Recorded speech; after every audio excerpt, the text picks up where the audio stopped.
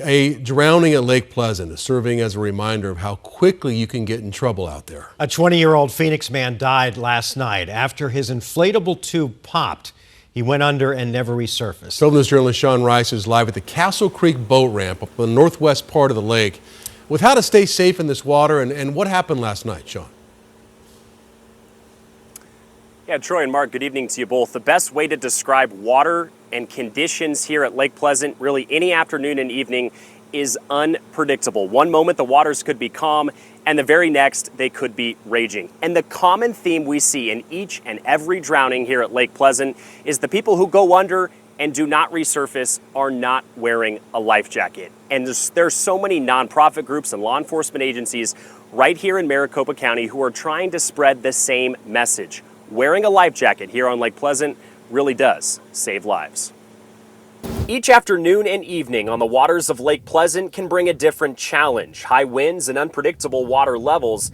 Those are conditions longtime boater Brian Woods says he's grown accustomed to. It can be real dangerous because I've been out here in storms when we had to find refuge in a cove to stay out because there was 3.5, 4 foot waves on the lake. Drowning prevention advocates say one decision continues to show up in tragedy after tragedy. The biggest mistake is not having a life jacket.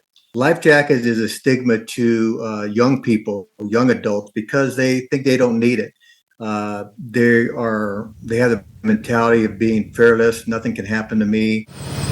In the case of 20-year-old Isami Hine, he and several of his friends were not wearing those life jackets on Monday evening when the inflatable he was laying in popped. Isami's friends said they hadn't seen him for 10 minutes after the inflatable popped. The Maricopa County Sheriff's Office conducted a search of the area from 7 p.m. to 2:30 a.m. That's when a remote-operated vehicle came across his body in the vicinity of the lake where he was last seen. His family telling 12 News he was not a confident swimmer. If they really look at it, the people who make it back from lakes and rivers on a day trip or whatever that wore their life jackets, they can talk about it. The people who don't, a lot of times aren't able to do that.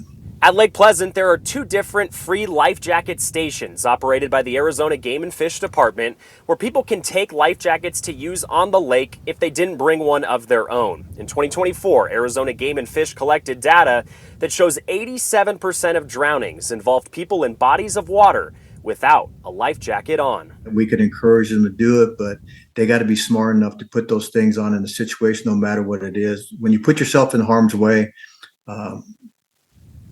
you're asking for trouble. And here in Arizona, state law mandates anyone under the age of 12 who wants to get on the water has to wear a life jacket. But if you're over the age of 12, it is your own personal responsibility to wear one or not. The message here is simple. It is not worth anybody's life to come here and recreate on Lake Pleasant and be completely unprepared for what a day on the water can bring. We're live at Lake Pleasant. Sean Rice, 12 News. Sean, thank you for that report.